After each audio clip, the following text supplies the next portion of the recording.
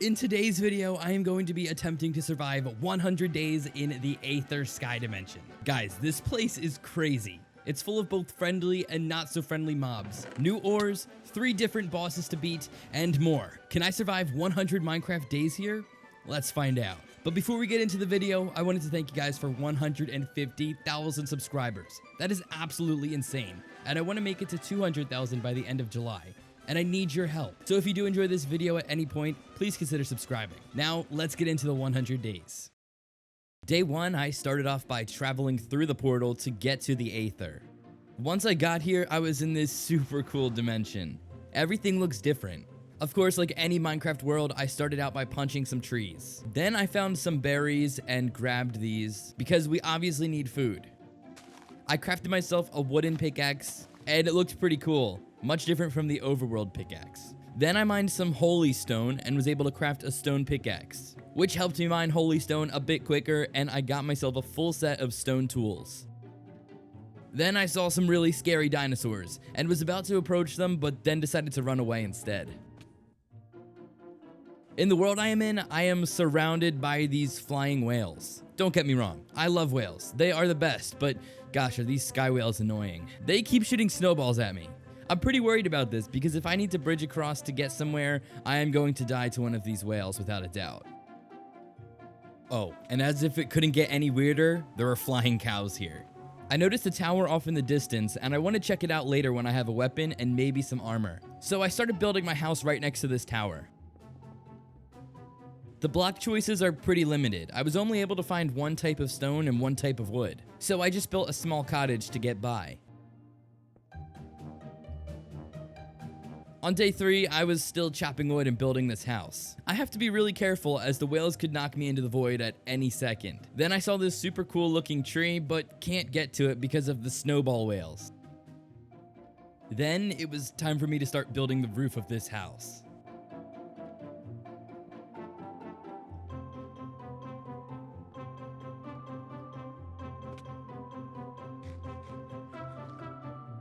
Gosh, this roof is really hard to complete with whales hitting me off.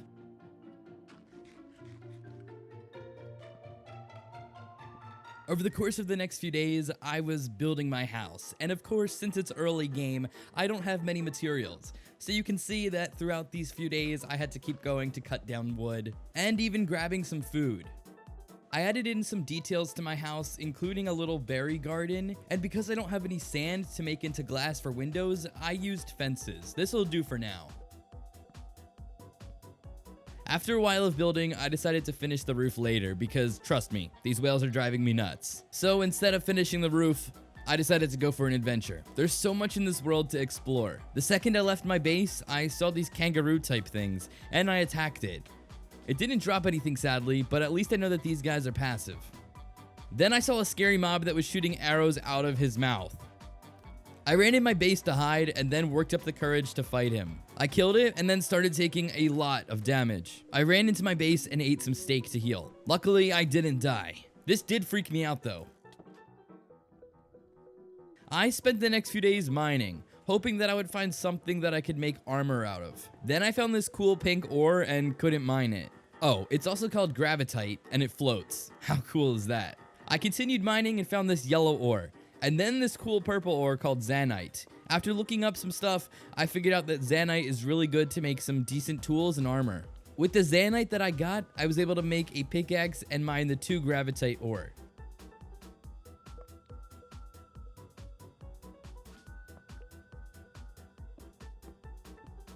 Then with my new ores, I was able to craft an altar. This allows me to smelt my gravite into enchanted gravite, as well as transform my berries into golden berries. Yeah, I have no idea what these do.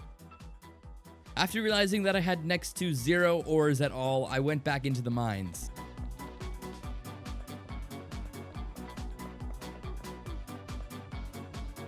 I found myself a vein of gravite, and then traveled to the mysterious floating tree because there were no whales around. I cut the tree and it dropped these white apples. I'm actually not sure what these can be used for, but I thought they were interesting. Then I approached this black tornado and creepers came out of it. What a weird feature. On day 10, I was able to make myself 2 pieces of Zanite armor and a gravite helmet. Finally, some armor. I was feeling a bit more protected at this point. Day 11, I actually went back down into the mines to get a bit more Zanite for an axe, and then I harvested some gold amber. You get this stuff from these gold trees. Pretty cool. And the reason I want gold amber is because if you want to keep yourself protected from the flying whales that shoot snowballs, you need some darts. And to craft darts, you need gold and amber. So I got myself geared up and actually decided to leave for this tower. The darts helped protect myself quite a bit. And then I bridged all the way up to the tower, and it looked really cool in there. Once I was in there, I thought it looked a lot like an endgame tower I had seen in the game's wiki. So I decided to grab the few chests I could and bounce. I got this cool cape and some more Zanite tools. Then, when I was harvesting the last chest, it came to life and attacked me. This made me jump and literally scared me so terribly. I grabbed this golden arrow cloud block, and I'm pretty sure this can be made into a parachute. Then I traveled home and actually fell down this tower and got to half a heart. I am so lucky that it wasn't 1 block higher. I would have died. On day 14, when I got home, I crafted myself a parachute. This is incredible. Then I left to find a dungeon more for my speed. I crossed to another island and spent a while looking around. Then I found what looked like a dungeon. I went inside and found some chests with loot in them. Then I saw the boss of the dungeon. Look, don't expect me to be able to pronounce this thing's name, but I went into his room and started hitting him, and he actually wasn't taking damage. I was alerted that I had to use a pickaxe to kill him. This boss was supposed to be easy, but I actually found it really difficult. This guy is really good at strafing, and when he was hitting me, I was taking quite a bit of damage. Good thing I got some pickaxes from the other chests I looted, because they broke a few times.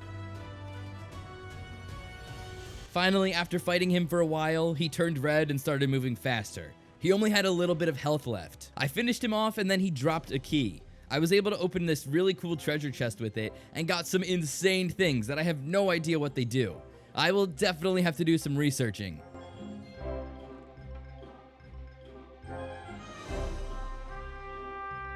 Then I spent a day traveling home. I was actually quite far from my base, believe it or not.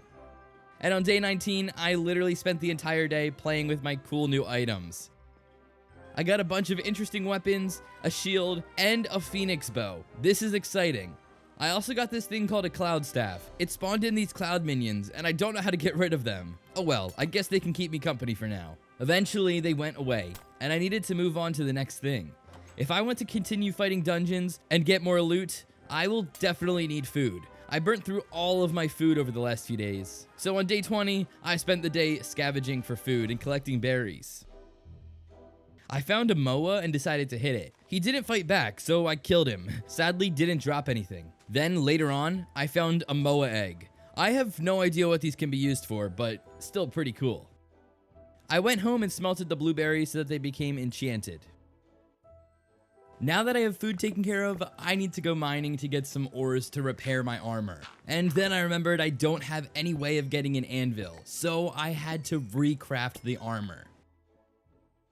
Luckily, I was able to find enough Zanite for this. Then on day 23, I decided to build myself a very small berry farm. It's just a little thing to help me get by, because I go through these things fast. Then I went out to look for another dungeon. I was really happy with the loot that I got from the first one, and I definitely wanted more. So on day 24, I was just running around looking for one. I didn't find anything, but I did find this super cool whale mountain. I mean, you can't tell me this doesn't look like a whale. Finally, on day 25, I made it to a dungeon. This thing was pretty hidden, so I'm surprised that I came across it. I fought some cockatrices, I think that's how you pronounce them, and I had to use a white apple to get rid of the poison effect. And that made the screen go sort of green, so I'm sorry for that. Then it was time to fight another slider. Gosh, I really don't like these things. I think I've got down the pattern of strafing by now. So it did take a while to kill him, but I didn't take nearly as much damage as I did to my first one. Then when I killed him, I was super excited to open up the treasure chest, but I didn't get anything new. I was hoping for maybe some phoenix armor, but I just got some of the same things I got in the first slider chest. Nonetheless, I did take the loot and started heading home. And after a super long journey, on day 29, I made it home. I crafted myself some gravite leggings because they give me 3 times more protection than Zanite. That's pretty crazy. I was feeling super hyped that I just fought a dungeon, so I wanted to fight another one, but this time, a silver dungeon. I had fought 2 sliders and I was ready for the Valkyrie Queen. So I was out looking for a silver dungeon for a long time. I don't know why these things are so rare. And the flying whales that shoot snowballs almost killed me a few times. But finally, I found some kind of floating temple in the sky. And the Aether Wiki says that this is a silver dungeon, so I made my way up to it and headed inside. Once I entered, there were no enemies, so I started looting some chests, just to find out that they were almost all mimics. These aren't too hard to fight, so I wasn't worried. Then, all of a sudden, when I was in one of the chest rooms, I heard a sound, and then I saw a Valkyrie spawn in. Okay, I didn't realize that this isn't the boss of this temple. We actually have to kill 10 of these to get medals to bring to the boss. So, I didn't realize this, so I was just killing these things like crazy. I fought maybe 25 of them or more, and I kept going up all 3 tiers of the dungeon.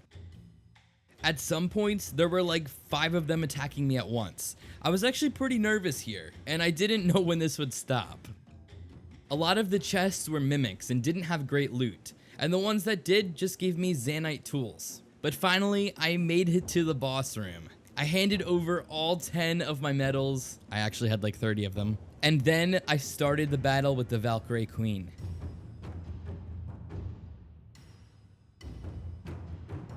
I did a lot of reading on the Aether Wiki about this, and I learned that she can do around 3 hearts a hit, and I was pretty worried. Oh, and did I mention that she can fly? This is a super unfair advantage. Anyways, I read a tactic on the wiki that I tried. Basically, I got as many hits as possible on her, and then I used my Hammer of Notch to hit her away when I needed to heal.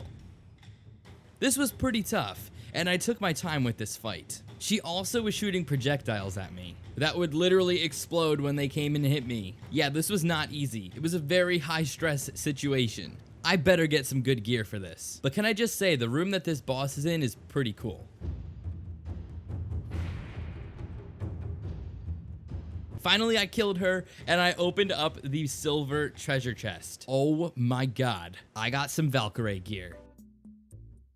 One of my goals for this series is to get a full set of Valkyrie armor, so I was really excited to get some stuff. I also got some Neptune gear. I am very happy with the outcome.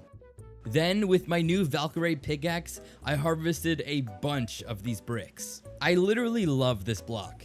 Vanilla Minecraft needs this update for sure. I am going to swap out the Holy Stone in my house for these. Then I had to bridge home, and this was a painful endeavor. I actually had to use some of my new stone, but don't worry, I grabbed a ton of it. Finally, on day 42, I made it home. I used a lot of my parachute. I might need to craft some more. Then I spent a day replacing Holy Stone with this new block. I gotta say, this really amplifies this build.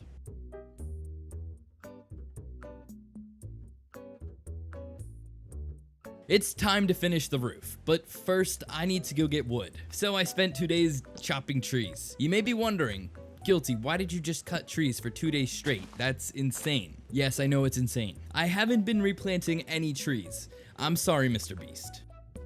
The trees in this pack are pretty spread apart, so it took me a little while to get a decent amount of wood. And while I was getting logs, I was considering going to see what sort of boss is at the top of that tower I had seen during my first few days. Then I got scared of the thought of dying and decided it'd be best to hold off.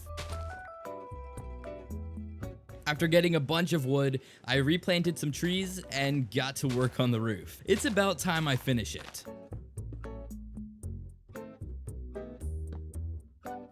Yes, I was still being hit by snowballs by these annoying whales. But I did finish the roof. Finally, this house is complete. It only took me 46 days. The next few days were spent recovering from all of the dungeons I had done, and I was spending some time getting some food and mining. Of course, I am preparing to go to the next dungeon.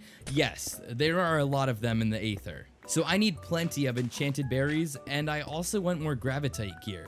Gravitite is equal to diamond armor, and zanite is equal to iron. So it's not good that I still have a zanite chestplate and boots. I really need to replace them with gravitite. I was mining for a while and only got 5 pieces of gravitite. But that's okay, because I had 4 at my base. I couldn't make boots, but I made myself a gravitite chestplate and was feeling pretty good. Then I crafted an incubator. I have a few moa eggs that I'd really like to hatch. I'm pretty lonely here. I'm just surrounded by flying whales. So I put a moa egg into the incubator and eventually a baby bird popped out. I read on the Aether wiki that I need to feed her a plant called an acre, and apparently it's super rare. I left my base in search of it, and man, when I tell you I was looking for a long time, I mean it. Finally, after 3 days of running around, I found the plant. I thought there would be a bunch of them around, but I was only able to find 2. Oh well, I'm pretty sure this is all I need. Then it started attacking me. I killed it, got the petals, and headed home. Then I fed my baby Moa. She should be growing any minute now. I think I'll name her Petal. Now that I have a pet, I need to make sure that she can't escape. I put a little fence gate in the front of my house, and I also blocked off my mine with some trapdoors. Speaking of mining, I need more gravitite, for many different reasons. So of course I ran back down into the mines to get some. This was probably my most successful mining trip of them all. Usually I'm only able to find 2 or 3 pieces of gravitite, but this time I found 7 or 8 of them. I put my gravitite in the altar to smelt it, and then I tried a new smelting recipe. One for a healing stone. I will definitely have to try these out the next time I'm in battle. Maybe they're like golden apples. Then I crafted myself some gravitite boots. I now could wear full gravitite, but I think I'll stick to my Valkyrie leggings. I also crafted these gravitite gloves. Can I just say I love how gravitite is pink? It looks so sick. I had quite a lot of gravitite left over, so I decided to make myself a shield and a sword. I look awesome. Okay, time to look for a dungeon. I was out looking for this dungeon for a really long time. It's hard enough finding a silver and bronze dungeon, and now we need to find a gold one. And of course, I read on the wiki that I need to find a giant sphere floating in the sky with golden trees on top, which I was not seeing at all. And I would say I spent an unreasonable amount of time looking for this dungeon. I don't know why I didn't just turn around and go home. I really wanted to fight one of these. And then out of nowhere, I saw one of these spheres floating in the sky with golden trees on top. So I headed towards it, and inside there was the Sun Spirit boss.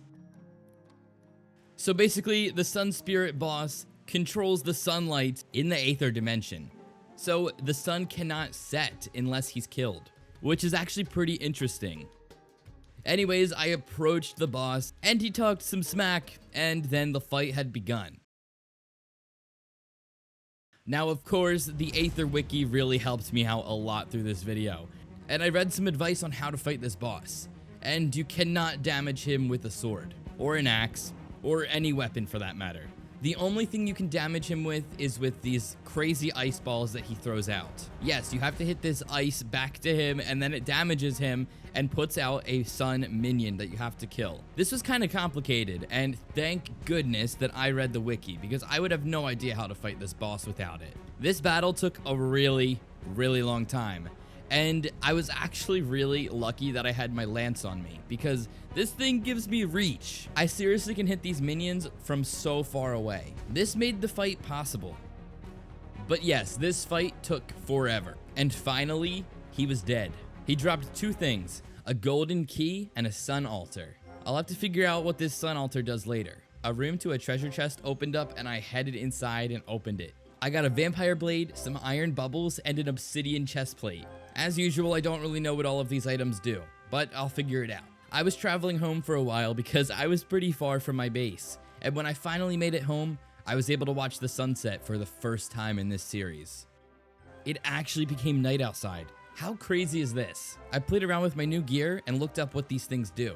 The iron bubbles allow me to breathe underwater, and vampire blades heal me when I'm damaging an enemy. Pretty cool. I still think I'll stick to the Valkyrie lance. It is a really good weapon. Then I planted a ton of trees and just explored the world a bit more.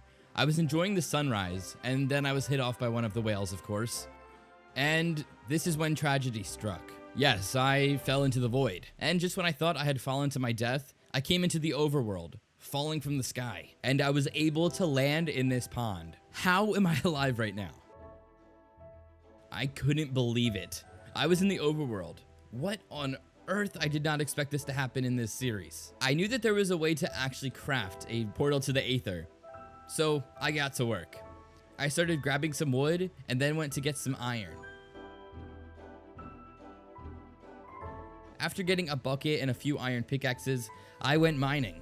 I need a diamond pickaxe so I can mine obsidian and go to the nether to get glowstone to craft the Aether portal. Wow, that was a mouthful.